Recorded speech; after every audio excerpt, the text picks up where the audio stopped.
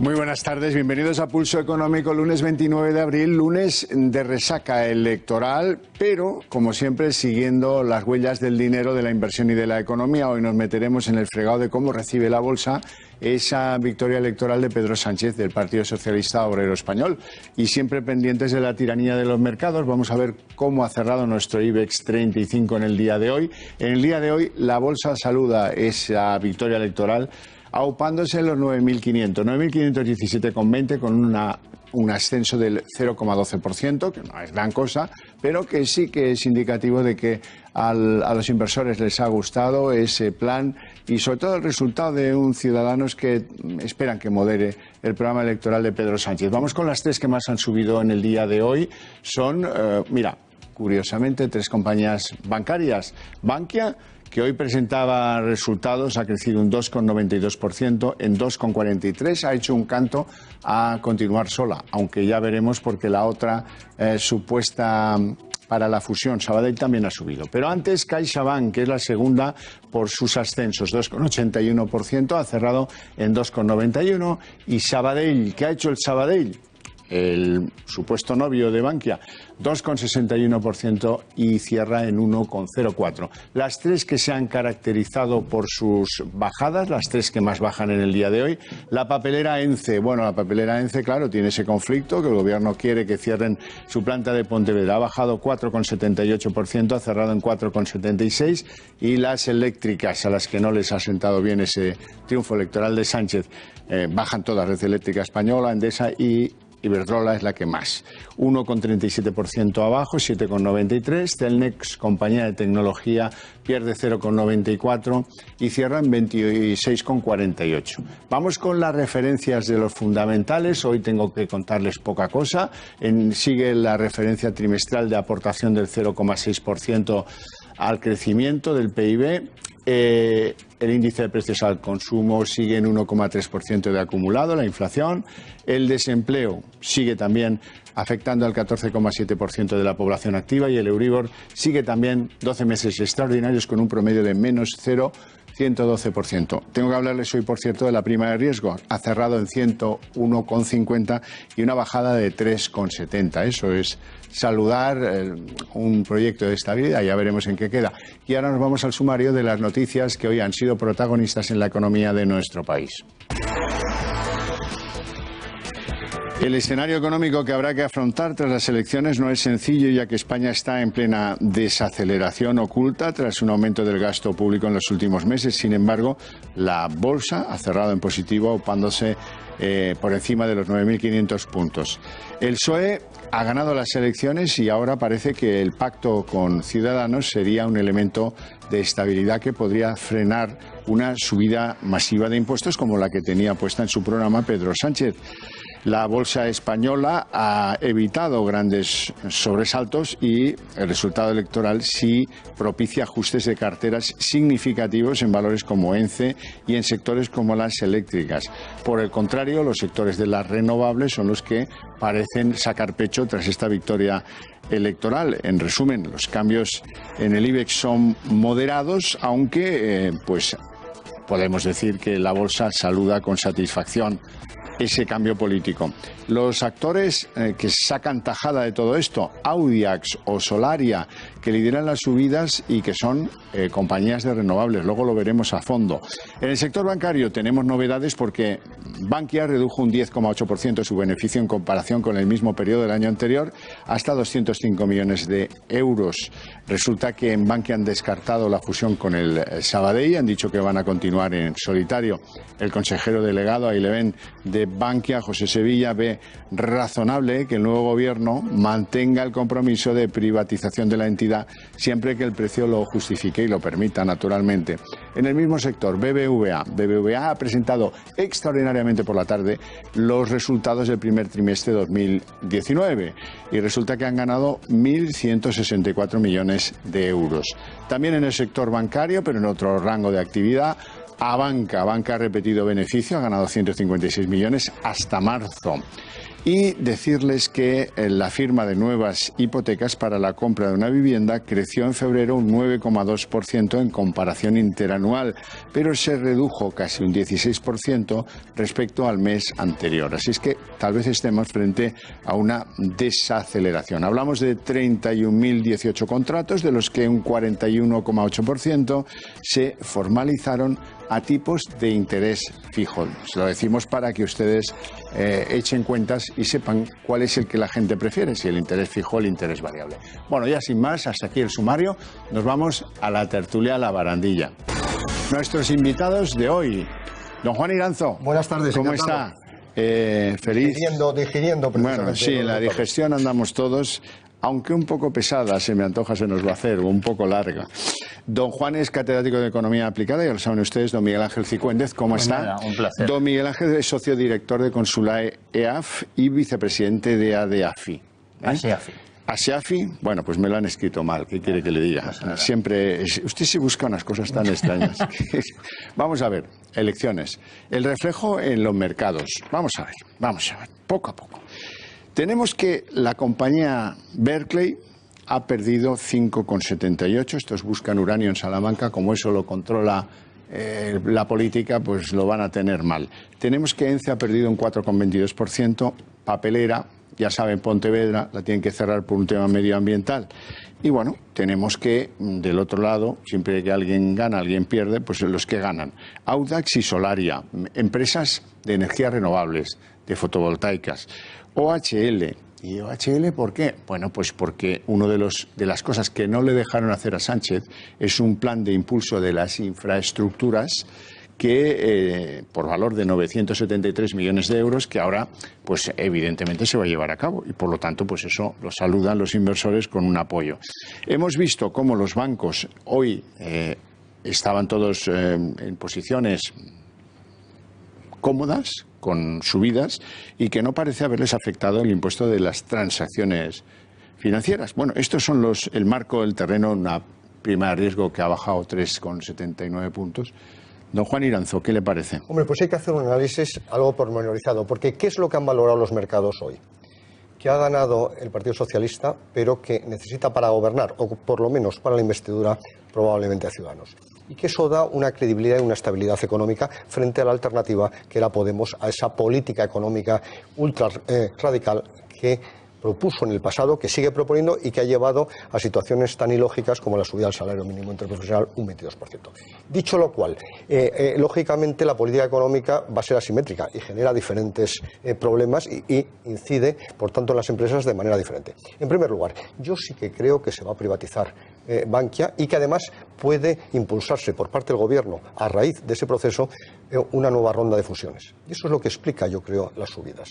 En segundo lugar, ¿qué penaliza? Las empresas eléctricas reguladas e incluso con centrales nucleares.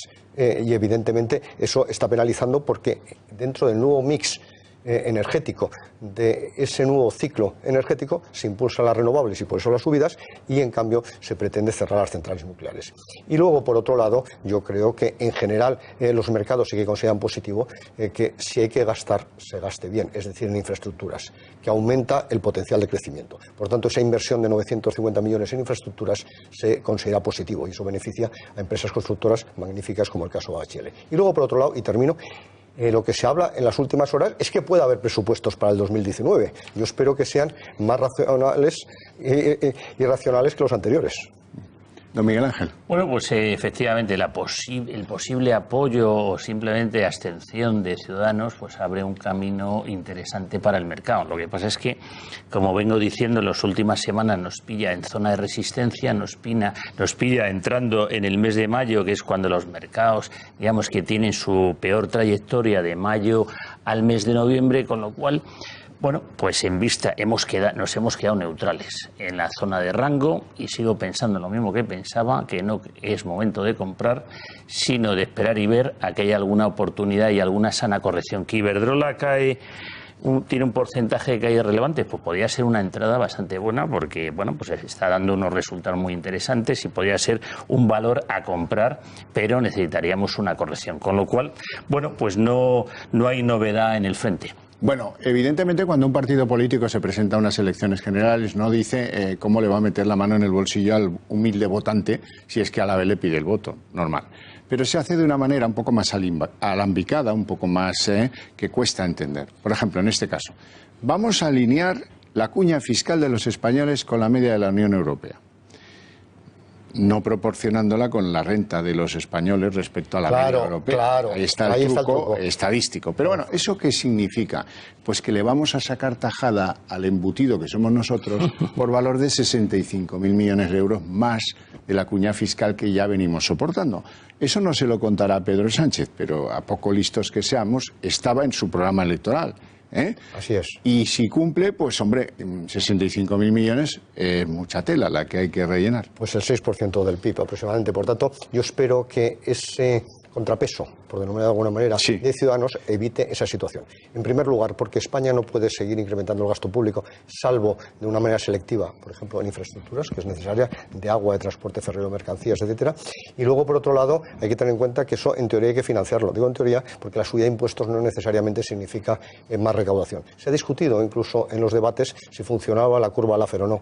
Por encima del 40%, claro que funciona. Es decir, cuando los tipos fiscales están por encima del 40% del total de la renta, claro que hay desincentivos a trabajar, a ahorrar y, por tanto, a recaudar. Y luego, por otro lado, hay que tener en cuenta que se anunciaba en el pasado, espero que quede en pasado, una subida de impuestos que, lógicamente, irá en detrimento de una economía que, como muy bien decía usted en la presentación, ya se está desacelerando. Sí, señor. La curva de Laffer es la curva de un matemático, descubierta hace ya muchísimos años, que dice que si bajas los impuestos, se amplía la actividad y recaudas más. Eso es. Y no menos. Fíjese que el señor, probablemente Iglesias, todavía no lo ha entendido muy bien. Porque él decía, si los tipos son 0, ¿cuánto se recauda? Obviamente 0. Pero si son 100, pues 0, no 100, como piensan algunos. Bueno, y aunque al señor Marqués de Cicuéndez no le importe un pepino, resulta que los españoles que vamos en diésel vamos a ver cómo se ceba la fiscalidad sobre el gasoil, que como todos ustedes saben es un combustible que utiliza sobre todo la clase pudiente, la nobleza, la aristocracia,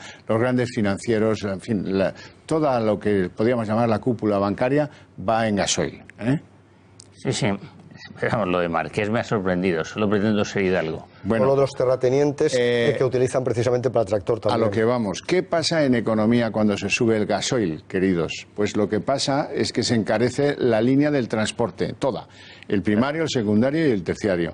Porque todo lo que nos llega al súper, a casa, los envíos de mensajería, absolutamente todo viaja en gasoil, no viene en combustibles de privilegio. Y por lo tanto, pues oye, no vamos a esperar que los transportistas repercutan el efecto fiscal de reorganizar los impuestos de combustibles en contra del gasoil. Hombre, sin lugar a duda es un incremento del gasto para el ciudadano, en los que tenemos automóviles de diésel, pero también significa un incremento de costes productivos, como muy bien anticipaba usted, y por tanto una pérdida de competitividad de la economía. Y España no está para perder competitividad, sino todo lo contrario, para ganarlo. Y eso es lo que tienen que tener en cuenta los nuevos gobernantes, que el gran esfuerzo debe ser mejorar la competitividad, reformas estructurales que faciliten la actividad, bajar costes fiscales, energéticos, etcétera, y no todo lo contrario. Bueno, pues Ale Rivera, deje usted de hablar de los autónomos y haga algo por ellos, que esos sí que van con gasoil. Sin lugar a duda. Yo, ya que está hablando usted de la renta, y como le he dicho que en el Club de Amigos de Intereconomía vamos a hacer una... Vamos a plantear ahí delante... Sí, lo podemos sacar, sería interesante. La cartelería de eso. Porque tenemos un seminario de las novedades de la renta del 2019, que mucho me temo que va a ser muy diferente a la del año que viene. El año que viene no va a tener nada que ver con el actual. Creo, aunque con Sánchez todo puede ser. Es gratuito. Si quieren ustedes enrolarse a asistir, sí les pedimos por favor que lo notifiquen. ¿Cómo? Por teléfono. 91 616 2466 y también lo puede... 2464, perdón. Y si quieren también por correo electrónico. Ahí lo tienen escrito. club@intereconomia.eu. Bueno, pues ya una vez inscritos, luego creo que va a haber otro, ¿no? El 23. Sí, luego el 23 de mayo con ASEAFI vamos a hacer otro, pero ese ya lo iremos ya tendremos tiempo de irlo comentando. Vamos con la banca. En la banca, Bankia, hoy tenemos una declaración que queremos oír a propósito del futuro de Bankia de su consejero delegado, Sevilla. Cualquiera de los escenarios lo razonable es pensar en un proceso de privatización como el que hemos venido viendo a lo largo de los últimos años, pero un proceso de privatización que necesita, y siempre lo hemos comentado y lo hemos comentado abiertamente, también de que haya oportunidades de mercado, que haya oportunidades de precio que permitan llevarlo a cabo.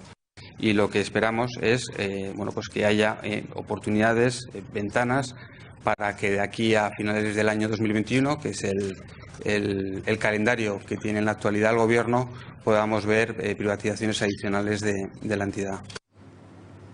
Bueno, todo eso está muy bien, pero a las entidades aquí las medimos sobre cómo han cerrado el trimestre. Y han cerrado con una merma de casi un 11% de negocio que se les ha venido abajo. Sin lugar a dudas, yo creo que eso es una muy mala noticia en un banco muy saneado, muy recapitalizado y que tenía que ir al alza. Yo creo que la subida hoy en bolsa es que se da por hecho esa privatización y luego la fusión con otro banco que probablemente sea más eficiente como el Sabadell. Bueno, hoy Sevilla la ha negado, pero ya veremos qué es lo que acaba pasando. Pero además hay que tener en cuenta que en este momento es público, por tanto cuando sea privado tendrán que decidir los propietarios nuevos. Pero perder un 11% del negocio en un trimestre comparado con el del año anterior es un asunto serio y grave desde el punto de vista comercial de la banca, ¿verdad? Nosotros nos mantenemos fuera de Bankia. Bueno, a la espera de correcciones y para entrar más barato. Cuando Miguel Ángel Cicuendes se pone magmático es que no quiere soltar. No, pues es que es bueno ahí. No, lo deja muy claro. La paciencia. La paciencia es una virtud. Ya, pero si yo solo hablara de aquello en lo que estoy activo y no en lo que estoy, como dice usted, fuera, pues semipensionista, no hablaría casi de nada. Hoy de las elecciones hablaría poquísimo. Venga, el BBVA ha presentado esta tarde resultados de su primer trimestre, 1.164 millones, que no es poca cosa. No, está muy bien.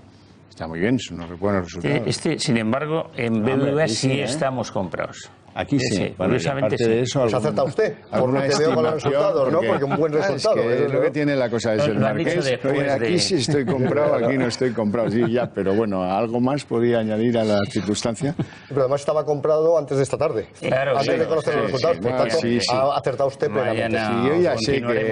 Yo ya sé que él tiene una doble vida, ¿verdad? Pero aquí suelta muy poco. Abanca ha repetido su beneficio y ha ganado 156 millones hasta marzo. Bueno, casi en plano, ¿eh? Sí, lo que sucede es que es verdad que está en plano en cuanto a los resultados últimos, pero ha mejorado un 7,1% el margen bruto. Y yo creo que eso es importante. Lo que ha hecho muy probablemente es sanear. Han hecho una operación de afinamiento. Efectivamente. Por tanto, yo creo que es buena noticia. Fundamentalmente en este sector significa ampliar las comisioncillas que se cobran por aquí, ampliar los intereses que se cobran por allá, afinar los quesos para que rindan más, ¿no? En los intereses poco últimamente, pero evidentemente los márgenes precisamente vienen de comisiones necesariamente. No cabe otra. Si es que están trabajando sobre interés mercado negativo, claro. ¿Cómo van a hacer negocio los que viven de prestar dinero? Esa es una pregunta que, en fin, deberían ustedes reflexionar un poquito a propósito de ella. Vamos con el mercado hipotecario porque resulta que la firma de nuevas hipotecas ha crecido un 9,2% en febrero en comparación con febrero de hace un año. Y esto es positivo porque significa pues que hay un sector de actividad ligado a la vivienda sano que sigue creciendo. Hombre, yo creo que es coherente con una ligera desaceleración, pero en cualquier caso un crecimiento muy importante. En primer lugar, el sector de construcción, que ha subido más de un 5% el año pasado, muy especialmente las transacciones de viviendas. El año pasado hubo más de 500.000 transacciones, el 82% eso sí, de usadas o de aquellas que estaban construidas hace más de 2 años. Y luego hay que tener en cuenta una circunstancia curiosa últimamente, que de esas 500.000 no se han financiado con hipotecas más de 400.000. ¿Por qué? Porque hay inversores extranjeros que no lo financian y porque hay inversores españoles que, como no tienen alternativa, dado los tipos de interés, pues están invirtiendo. Como el ahorro está al 0,01%, dicen, pues no, mira, sabes que lo pago cash. Una vivienda. Y sobre todo puedo alquilar esa vivienda o puedo luego venderla. Hay que tener en cuenta, eso sí, que las viviendas están subiendo. ¿Y eso en qué se nota en las hipotecas? La hipoteca media acaba de batir un récord histórico. 123.727 euros es la hipoteca media a final de febrero. Por tanto, yo creo que lo que hace es ratificar que el sector de la construcción y especialmente la vivienda pues sigue en expansión. Simplemente decir que lo que necesitamos es que el nuevo gobierno nos dé certidumbre sobre cuál va a ser la legislación que van a querer aplicar, porque aunque efectivamente la perspectiva es buena, aquí tenemos que es un 16%. Se va frenando. Se va frenando. Yo a mis clientes también les aconsejo que cuidadín, que hay que andarse con cierto ojo. Lo que está muy claro es que la preferencia unánime del mercado es el contrato de hipoteca con interés fijo. Claro. Al variable no quiere nadie por las Por riesgos a incertidumbres posibles claro. subidas. Y además es que hay que tener en cuenta que es bajo. El tipo medio en este momento de la hipoteca en España es el 2,44. Entonces tiene lógica que tú te garantices lo que te va a costar la hipoteca en los próximos años, que es la forma de preverlo de verdad. Claro. El diferencial entre variable y fijo no es demasiado y favorece pues que la gente pida el interés fijo por encima del variable. Como decíamos Normal. aquí, la tranquilidad tiene un precio. Eso es, aunque, bueno, pues uno Aunque sea bajo, podría ir mejor. jugar al riesgo porque a lo mejor ahora llegará un día en que será interesante el interés variable. Eso está claro. Eso hay que analizarlo, pero yo que conocía a mucha gente que se metió, por ejemplo, en hipotecas en yenes, porque era bajísimo, Sí. pues les ha salido fatal por el tipo de cambio. O sea que mucho cuidado. Bueno, en general, el cliente hipotecario es una persona conservadora que debe saber lo que le cuesta al mes en los próximos años. Depende del momento temporal, porque yo también conozco casos de gente a la que el yen les pagó 1 o 2 habitaciones Sí, en su casa. justo, en pero tienes que, otro momento temporal. tienes que estar todos los días mirando Y hay que precisamente la entender de cotización. esto. Y hay que entender de qué va. Porque se ha vendido indiscriminadamente Es verdad, los bancos es verdad. no han asesorado al respecto. Y algunos Lo no han sabían muy vendido. bien y lo que eran los yenes, casi. Es verdad, sí, no le pongo pegas al asunto. Bueno, quiero dedicar un poquito más de tiempo porque hoy la pregunta creo que nos afecta muy directamente después del éxito electoral de Pedro Sánchez. Nos pregunta Carmen Londoño desde Madrid. Estoy en la fase final del programa en la que ustedes nos dirigen preguntas a través del correo del programa, pulsoeconómico@eltorotv.com. Bueno, la pregunta es muy sencilla. ¿A quién afecta el impuesto de transacciones financieras, que es el que quiere ponernos Pedro Sánchez? ¿Qué le decimos a Carmen? Pues Carmen, a usted directamente si es cliente de la banca. Bueno, evidentemente los impuestos se trasladan al precio. Vamos a ver. El caramelo viene envuelto como si fuera a los bancos a los que les va a afectar. Pero bueno, ya sabe usted, Carmen, ya somos todos adultos, ¿verdad? Que eso siempre es mentira, porque al final el banco no va a asumir nada de todo eso y lo va a repercutir de una manera o de otra sobre sus clientes, con lo cual ahí tenemos. Sí, porque además los márgenes tampoco están para tirar cohetes como estábamos viendo, claro. Y no solo a los clientes bases, sino claro, SOCIMIs las instituciones de inversión colectiva, SICAP, fondos, a bolsas y mercados. que de Pues repente claro, van a vamos ser menos competitivas por aplicación de este invento de... Y van a comprar fuera. Porque claro, oye, en vez de comprar Telefónica, Sale más compro barato, claro. Deutsche Telekom, que me sale a lo mejor. Bueno, Yo y no- espero que Ciudadanos frene esta ingeniería fiscal. Y no se enfade usted, doña Carmen, pero también hay un impuesto previsto para los servicios digitales que, pues, a lo mejor significa menos empleo en esas líneas de esas ramas de actividad que son muy activas, pero que pueden decidir llevarse no sé qué a Portugal. Justo. Es que además estamos hablando en un sector que se puede producir y se puede consumir desde cualquier lugar del mundo. Por tanto, lo que puede hacer es deslocalizar la actividad. Y eso es muy peligroso para España. La competitividad es clave. Y a ver si el señor Sánchez lo entiende perfectamente y lucha por la competitividad de España. Y sobre todo, los políticos no tienen la mentalidad que tienen los internistas. Los internistas saben que a una persona con problemas, que sea diabético, por ejemplo, que es un problema, digamos, menor, pero sí, menor no. Bueno, menor no, claro. A la que le suministras un fármaco tienes que tener todo eso en cuenta. Y la economía es muy parecida a eso.